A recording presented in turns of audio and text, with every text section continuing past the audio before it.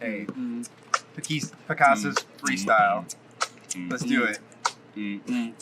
Hey, eating a couple wings with a couple kings. They're my favorite things. Hey, hey. That's all I got. I'm not a good freestyle rapper. Wait, hold on. Let me think for a second.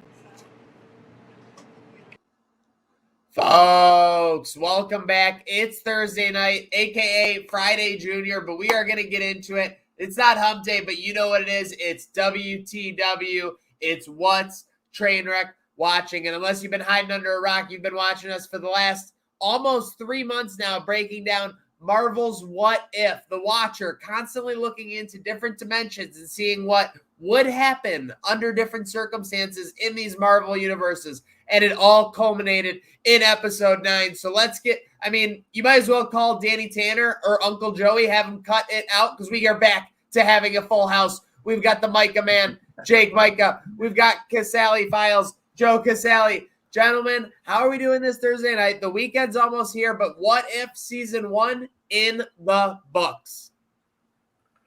Yes. Again, we took a day late today this week, but well worth it. I was a little busy jumping in the James Bond world last night. But today we're talking about Marvel, and this show has just it never ceased to amaze me. Every week has been something not only different within the Marvel storytelling devices that we've learned to love, but just how it culminated together in such a way that I didn't even think was possible. I loved every second of it. I love this show so much. So I am so happy to talk about this episode with you guys. Oh man, this show blew me away. But I think I told you guys before the season started, I was like, I don't know what to expect from this. I don't know, it'll be fun, but every expectation I had blew it away. And the last two, I didn't get to talk about last week's episode with you guys. Last two episodes just, I took it to a whole other level. This one, an incredible send off for the season. And I think that I'm ready for another season. I hope that they keep going with this. It was fun. It was enjoyable all the way through, and clearly there's enough shit that they can explore to keep going forward. It was a great send off for this, and I'm excited to get into it with you guys. Dare I say that this now the fourth Marvel series? You had WandaVision, you had Falcon and Winter Soldier, which became Captain America and Winter Soldier. You had Loki. Now you have What If. Dare I say that they all started out a little bit slow relative to how they were by the final third of each respective season, where they were really gung-ho and really picking it up. So it was awesome to see. The pacing on these series were really awesome. And for the first 4 to 6 of these episodes, you were kind of just enjoying yourself and you were wondering what was going to happen. And I'm glad to have you in, Mike, and I'm glad to have you in jumping into this episode, because over these last 2 weeks, we've really seen some circumstances to the Watcher, and we've really seen some circumstances to this multiverse, which we continue to learn more about and we continue to explore as we started to do so in Loki. But what we experienced this week, what if the Watcher broke his oath? So the Watcher is kind of on the he's on the defensive. It's kind of like the Avengers after Infinity War. He's looking for a plan, CASALI. Yeah. This literally drove right off of last week's episode in such a beautiful way. Even the beginning of this episode, again, my favorite part about these shows is how they dive into the movies that we love and bring out different scenarios that these multiverses created, because this literally it started as the beginning of Captain America, the Winter Soldier, but it wasn't our own Steve Rogers Captain America. It was Peggy Carter, Captain Carter herself, coming back in the 2015 timeline or what have you, 2014 timeline. But so it started off that way, but it went right into pretty much the Watcher trying to gain, his own Avengers, his own Guardians of the Multiverse, as he called it within the episode, grabbing, all these characters that we loved in these episodes, again, kind of culminating, how it wasn't just, different things and scenarios we've seen. It was all, coming into one big bad, battle. So it was cool to see, him trying to gain access to Thor and to T'Challa, Star-Lord, and to, all these characters that we've known to love, even if it was for a 30-minute rendition. But Yeah, I mean, right off the bat, we already knew we're up against Ultra Mega Ultron, Vision. He had the Vision. He has the stones. I mean, he can literally break through the multiverse, which, I mean, come on, that's got to be, the most intense power that we've seen. So, I mean, it was exciting. And it was cool, too, to see, like, even though it's not the Avengers we knew to love, but, I mean, obviously it's these characters that we've grown with. But it's cool to even see like different partnerships, different, these characters that we get to see flesh out in a different way, which is what the show has done so beautifully. So I just loved it so much.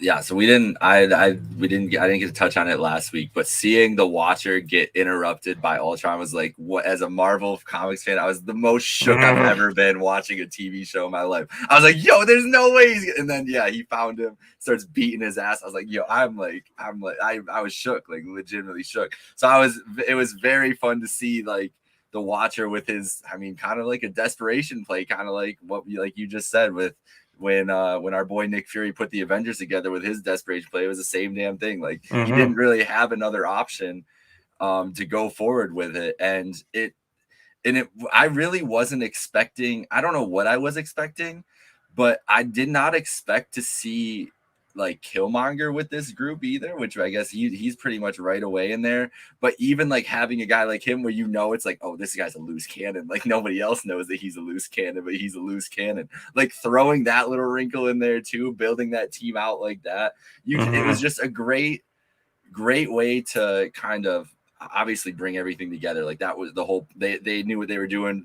We get introduced to all these characters. We didn't know that it was all going to come together in this way, but they knew it was going to come together. And so we have that little bit of like just complete distrust in this man, and he gets thrown into the wrench. I just think they did an incredible job of building suspense throughout the season without us really having any idea of what the heck was going on. Like I think like keen observers kind of figured out something was going to come together and connect all these pieces together, but it took a while. I mean, it really, there was no reason to think that unless you were just kind of projecting ahead, and they did such a good job making it feel important. Like not even just putting all these people together, but making it feel like, oh shit, like this is like, maybe this is something that's gonna like show up in the Eternals next month. Like who knows? And still, maybe, I mean, who knows? But it just they made it feel big in these last 2 episodes for sure, and feel like it could actually have an impact on what we see going forward.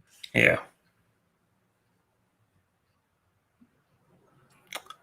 Let's see. Is he quiet? Maniac, you're quiet. You're muted. Maniac, you're quiet. I muted myself. I took myself out of the game. I'm playing Squid Games with my mic. But no, Marvel's just on a heater. That was what I was trying to say. But they don't need the full ensemble like they had in Infinity War or Endgame. Whether it's the Revengers and Ragnarok or this group they had in this episode, it's amazing to see this collage of characters working together. I mean, if you had to choose a standalone movie for one of these Guardians of the Multiverse, I think it comes down to my second place would be Killmonger. But come on, Thor's love for Vegas is just unmatched. Oh, yeah. I mean, I loved every second of Thor. I thought it was cool in this episode, even though I kind of wished we got a little bit more time, but they even brought in, some different, like Gamora showed up, which that we never really got that episode. It looked like. So did you do the research or background? Did you look into that at all? No. No. Okay, well, I started researching the episode. I think they made it pretty clear. It's like that was definitely supposed to be from an episode that was deleted. And then I saw some comments they made, which said that they had some editing to do, that they couldn't do it. And then people were like, well, if it's an animated thing, like why wouldn't you be able to do that? It's not like you have to be in person. And then those people were speculating that it has like repercussions for the movies that are coming out right now. Well, shit, yeah. And thus they had to push it to season 2. Marvel trying to make moves and trying to camouflage. So could have been some big time repercussions in that Gamora episode. Yeah, where she apparently gets Thanos' sword. She's badass as shit. Yeah, and she was with Stark too. It was cool. I mean, again, it's kind of, what Marvel does best, it was a nice little tease. And to see another, like we saw before, Nick Fury's like, nah, like we don't need Tony Stark. And yeah. Watcher shows up. He's like, Tony, nah. There's been such like on Twitter, everybody's been freaking out, like yelling, like people have been yelling at like Disney and stuff, like saying, "Oh, you're doing such a honesty to Tony Stark. He doesn't deserve this." And they're like, "What? Like, come on." No. This whole series has just crushed Tony Stark, killed him in every single episode, and then we've gotten didn't he go? 20 movies. Did he just go quiet, Stark? Like it wasn't, Yeah, he wasn't even like addressing his shit. Listen, he saved the universe in Endgame, so it's okay. Of course, he gets the big dub, exactly. He got the main dap in Avengers 1 and 3. Or 4, I guess. But come on now. No, nobody's doubting my guy Tony Stark, as LaShawn McCoy would say. But yeah, so the Watcher ultimately has a plan. It's so funny. We see these guys planning out. Thor is talking about how like obnoxious he is and ridiculous, and the Watcher's just like, all right, time for you guys to go fight Ultron, who he knows is like a super being. But it's kind of like a Ocean's 11 type heist. And, the Watcher is Danny Ocean. He knows everyone's going to play their role, whether it's Killmonger, betraying him. By the way, amazing sequence when Ultron goes to just blow up the universe, and Strange just pulls the old reverse Uno card on him, and all of a sudden he's like all pissy. Amazing sequences, just awesome. Oh my god! I mean, really, the one thing I would take away from this last third of episodes is it was 3 consecutive episodes, whether it was Thor and Captain Marvel fighting, whether it was the Watcher and Ultron Visitron fighting, or the Guardians of the Multiverse fighting Visitron in this episode. It just seemed like we were consistently getting the best Marvel fights we've ever seen. And so I was very entertained. And again, on this episode, I thought their battle was awesome. Yeah, absolutely. I mean, they spared no expense with the animation. I mean, it just looks beautiful, so it's great. And I mean, again, it's Disney, it's Disney Plus, like they really are not messing around. This isn't just like because I even remember too, like when this show was announced, like, people thought it was like, okay, what is this? What if? Because obviously they have the comics. That's where that kind of like gained two quick things. Two quick things. This exciting. First off, it's hilarious that you went John Hammond on What If. Of course, they spared no expense for that. Jurassic Park's my favorite movie of all time. I did a little research. This is based off What If 39. What if the Watcher broke his oath? It was What If 39. So there you go. They're jumping around this What If verse.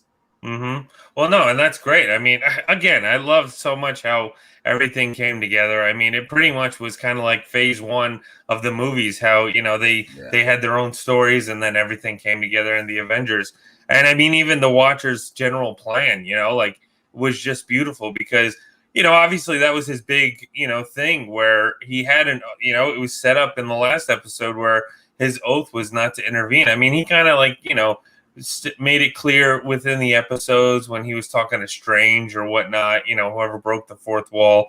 But it was cool to, that like he knew that like, hey, like this is a big thing. Like Ultron has the stones. He's breaking through the multiverse. Like he has to, it's time to nut up or shut up, like, so it's kind of cool to, I guess within, character building even for the Watcher. I mean, Jeffrey Wright, who has, an amazing actor and the new Bond, which he's so good in, and, everything, his voice work, everything. He just brings so much, life to this character. I really hope that if they decide to bring the Watcher into the movies, that they keep, I'm sure they will, but they'll, keep Jeffrey Wright along because he's just done a great job. And, again, like, even though, he's breaking his oath, that's the whole point of this episode. The way that he, strung together everybody and watched out for the general, safety of the multiverse. And even at the beginning of the episode when like he started talking to people in the sky and he scared Thor and everything, like it was cool to see that. But just, like he knew what happened. He knew what he'd done. And it's time to clean up his mess. And that's what he did. And he got these characters together and just, he fought the good fight. I mean, it's really amazing. Again, the power of the MCU that they get to, get all these characters from these comic book stories and really bring them to life. I mean, now obviously in the animated world. So, God, like A+. This show, again has A just been plus so for What great. If from you? Oh, absolutely. I've loved this. Is honestly like, I mean, yeah, we've gotten WandaVision and Loki and Falcon and even the movies too, you know, like Shang-Chi was amazing and all that stuff. But like this is like definitely easily one of my favorite Disney Plus, you know, content. You know, and that's even going. I mean, you know, I love the Mandalorian and all that stuff, but like this has just been such a sight to see. I've loved every second of this show. What are you as a what's TrainWreck watching question? I got to put you to the test right now. Uh-oh. What are you more excited for? What If season 2 or Mando season 3?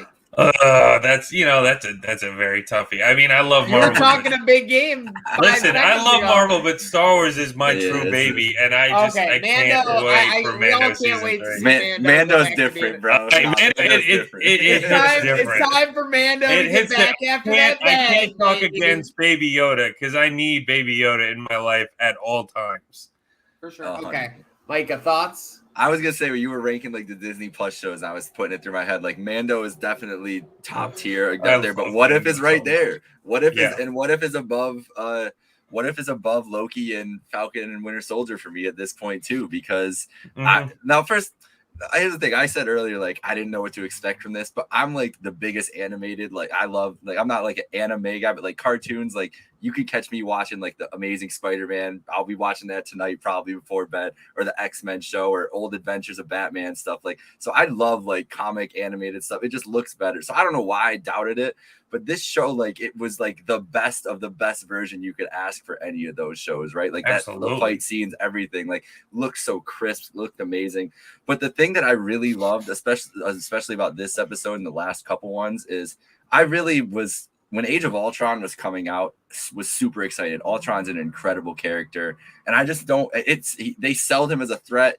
Sold him as a threat, everything going forward, but it never felt like Ultron was like really like a big threat. It felt all the time they were biding time. This felt like the Ultron that we should have gotten. Like this is the Ultron content we deserve.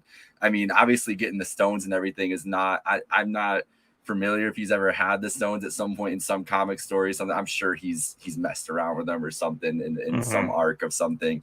But I think that was like my favorite thing, was just seeing like them maximize a character like Ultron, who in the comics is such a badass, is on the level of some of these big bads and everything. And he kind of got that shine and everything. And he's a guy that, you know, going forward in the MCU, like even regardless if it's this version of Ultron or, you know, I don't think that he's ever fully been gone. Like he's living out there somewhere in the cloud, right? Like that. And I just think that it's a guy that we can use again. And we kind of saw the potential of how really powerful he could be and kind of an issue he could be, whether stones or not, whatever. I still think that they could make him as credible as a threat. And I really enjoyed just seeing him like be able to flex that a little bit. Wish it was James Spader doing the voice. It's not the same without that I mean, you can't. Ross Marquand, he brought it. He was great. He's an amazing voice worker actor. I mean, but again, like, you know what you said, I mean, that's the beauty of the show, is even though the movies are the movies, they're stood in time for the rest, you know, of eternity. But that's what the beauty of the show is that they could still mess around with different storylines and you know, bring something new to the table, even though it seems familiar, and seeing what we see like completely, you know, right on its knees. And it's just, that's what I've loved so much about it. And again, too, with Ultron, I mean, you know, I'm a big supporter of Age of Ultron, even though I get, you know what happened, what they needed to do too, because obviously they were really setting up Thanos. So that's why they kind of rolled themselves in a corner. And Joss Whedon also was so like distraught from the Avengers. Like he wanted nothing to do with it, but he already signed on for Age of Ultron. So after that, like he just, you know, it pretty much broke him where, you know, even he couldn't even work in DC. But, you know, but again, that's, you know, it's cool to see like Ultron, like, in this, you know, type, like where he's gotten the stones and he's just a monster. You know, I mean, even honestly, even a bigger threat than Thanos, you know, and I love Thanos so much, but like it's just so crazy to see, you know, what this show has built to, and it's just glorious. Absolutely. They did a good job of leaving no doubt, too, because Thanos came through with that juiced-up gauntlet, and he just sliced him in half. Yeah, he gave him a little half-half. Easy money. Remember, perfectly balanced, as all things should be. But yeah, I think a theme we're looking at for Disney Plus here then is we're talking about the whole brand, and we'll talk in a little bit here what's next for What If, but we're seeing that it's never too late for Ultron, a character that a lot of people were disappointed by and everything like that. This was kind of a redemption run for him. In Mandalorian, people were like, Boba Fett, Return of the Jedi, what a lame, appearance. All of a sudden, it's now Boba Fett is back and he's got his own series coming out. They've completely changed that narrative. So it's never too late for any of these characters on Disney Plus. And hey, for you listening at home, it's never too late to order your Picassos. Hey, you big dumb idiot. Looks like you got yourself a saucy hand. Yeah, I do. Try yourself a Picasso boneless wing. Maybe next. Well,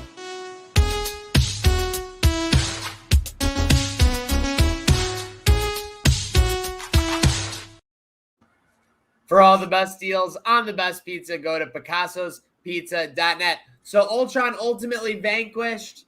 We kind of get a situation where the stone needs to be out in the open. CASALI, explain it to me. I don't know what's going on. They get locked in like a little mini-verse. What's happening here? Well, yeah. What at the end? It seems that Killmonger, got hold of the stones at some point, and he, That rat bastard, man. wanted to use them for himself, and use it in more of a, I wouldn't even say dickish way, but just kind of, I don't know, whatever they were setting up with that character, ruthless way, yeah. So, to the point where like the Watcher really need to step and be like, okay, this is what we need to do to keep that. So, they were locked away in a universe fighting him and Artem Zola, who came back and got intersected in the Ultron in the Vision body. So that's how they were able to defeat him, which I thought was great and a great way to bring Zola back. But again, so now they're in a pocket of the different realities, Doctor Strange and stuff. So I mean, hey, again, that's cool. I guess that's the way to do it, and especially to keep control, because obviously Killmonger is Killmonger, and I guess that's also a way to like keep him around too, because everybody loved what Michael B. Jordan did with that character. And Killmonger is back. He can come back at any point. I mean, yeah, absolutely. So and again, I mean, as far as the animation goes, I mean, the movies really are going to be typing into the multiverse and stuff with all the movies set up. And I mean, a movie that just came out this week that kind of, tiptoed around something. So, it's there's so much story to still tell here. This isn't the end, not only for What If, but like for Marvel in general. I mean, they have so much on their plate that we don't even know what to expect. So it's cool to see, at least some inclination that, somebody could come back at any point. Yeah, I think what we've learned from the last two Marvel series is that they're literally open for seat. Like anything is possible with this multiverse. Like Loki was like, "Oh yeah, this exists," and then What If was like, "Oh no, this is all happening everywhere around us, and all these people could show up at any time in these things. Like they have that ability." I'm ready to see. What's next for What If? I hope that I see Captain Carter show up at the end of No Way Home or something, and there's like, give me all the crossover. Give me What If being like the biggest thing that's happened to the MCU since the Avengers. Like that, I honestly think that we could be like teetering more towards that territory than anything else, because it was the show that like everybody was kind of like, oh, like this is nice, like this will be a fun show to watch, and it would be a very Marvel and Kevin Feige thing to do, to make it like, oh no, this is actually like this animated show that you thought we were just gonna make like fun, I can't think, anthology series episodes with, is actually the biggest thing of going forward post Thanos, post Infinity Saga, that you all need to watch and see what's going on. Because I'm sure that this show, even compared to Loki and Falcon Winter Soldier, did not get the same type of streams as those have gotten, same attention from casual MCU fans. I just don't know if it has or not. And I think that that's the way you kind of make it like everything must see is like, the show that you knew wasn't getting as much of the hype, as much of the attention, make it the most important thing. Then it's like, oh shit, like I gotta watch everything. That was the thing with Mandalorian too, right? Like Mandalorian is now like, if you're a Star Wars fan, that is a show you have to watch to know what's going on. And I think that I don't think any of us expected that when we were going into that show or what we were expecting with it. So I think that that's kind of been Disney's kind of idea with these shows, is to make them seem like a big deal. And I think going forward, we know the MCU is gonna have tricks up their sleeves. Like they're trying to get this shit rolling again and get us invested in a new Avengers team. They've got to pull some stops out. Maybe this is just the start of what it is, and just introducing us to a whole different world of characters we weren't even thinking about before. The Avengers were down and out in Endgame. The ship was raining fire down. Mm-hmm. And then Captain Marvel came in. I could see a similar situation in a big time spot where the Watcher makes his on screen debut. Yes. With a big Now, time save.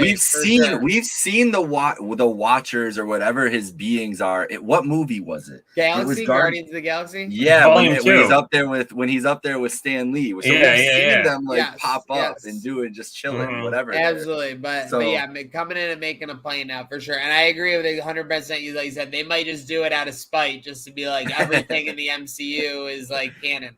I mean, I can't wait. I mean, it's a really exciting time to be a Marvel fan. It's a really exciting time. I mean, with Filoni, Favreau, and Taika Waititi. They're basically that's the holy trinity of Star Wars and Marvel content right now. Yes. So what's next for TrainWreck WaTching? Well, CASALI already alluded to it. CASALI, you saw it last night. Hold your britches. Hold your britches.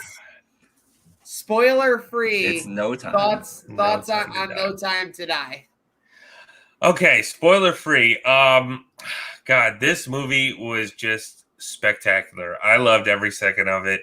I think not only it was a great, because I mean it's already been said in the news that this was a send off for Craig's portrayal as Bond, and I think not only they did a great way of saying goodbye to the character.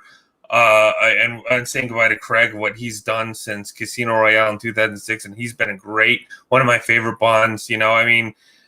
That's come to the screen. Like everything that he's done, like all the movies have been just so different and kooky, but great in every way. And as a James Bond fan, I grew up watching, the Pierce Brosnans and stuff like that. So, it's just spectacular. But what this film did, I think, kind of not only paid respect to what he'd done, with the character, but what has come before, like I'm not even talking about the Sean Connerys and the Roger Moores and the Daltons and all this stuff, but like even the Pierce Brosnan stuff, like there's a lot of stuff in here that like, no matter what rendition of Bond you're a fan of, you're going to find something to enjoy. And that's what I loved. I think Rami Malek did a great, he was a great Bond villain.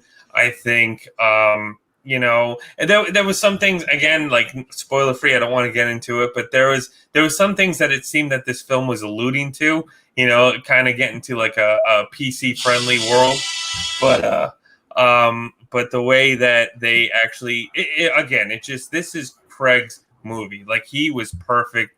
And it just, the cinematography was great, action scenes, everything. It was amazing. I loved every second of it. Longest Bond, but well worth it.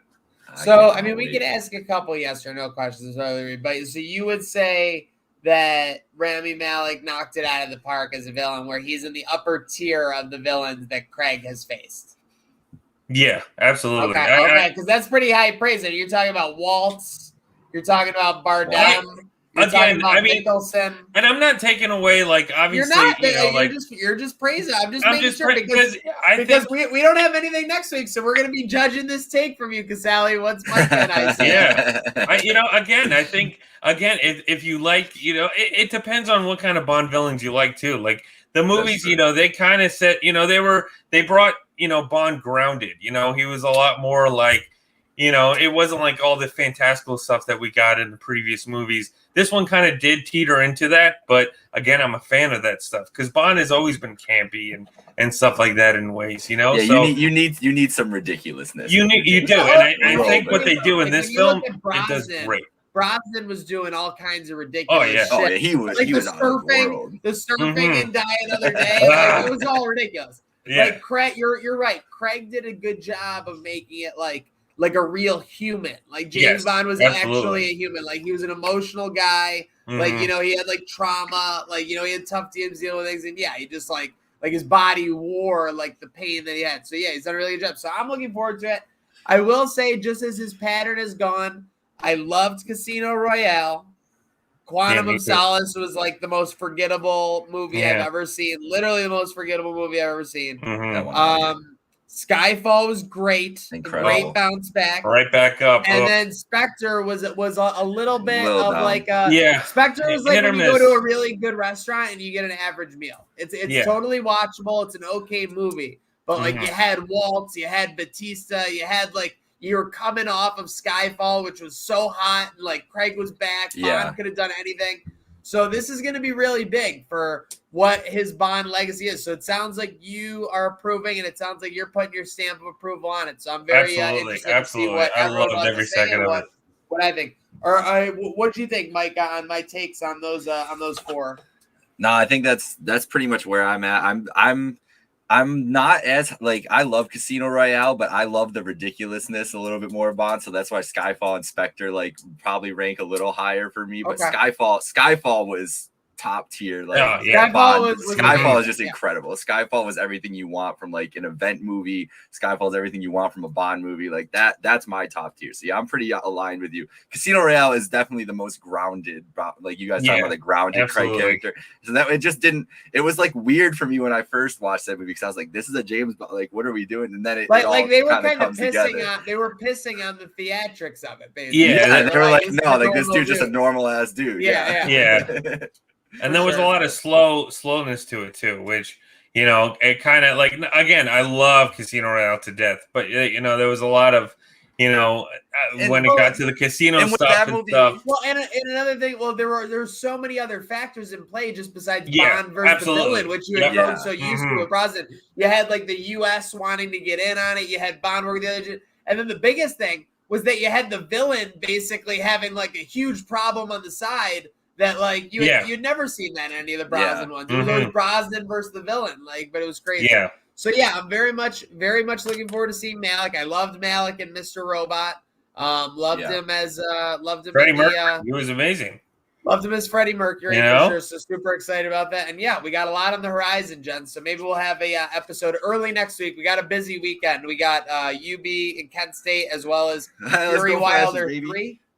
Amherst Alehouse on Saturday, and then we got Rec Room Chippewa on Sunday. But maybe Monday, Tuesday, Wednesday, we'll get to a No Time to Die, and we'll see if it's No Time to Fly for Casali with that take. So, hey, I'll stand by what I said. Hey, another series in the books, boys. We did Loki. We did watch TrainWreck Watching. We've done some movies. The volumes grow on. So huge shout out to our co-hosts, Majka Man, Jake Majka, Casali Files, Joe Casali, because you know here at What's TrainWreck Watching, it's not about next week's plans. It's not about next week's schedule. It's about next week's episode.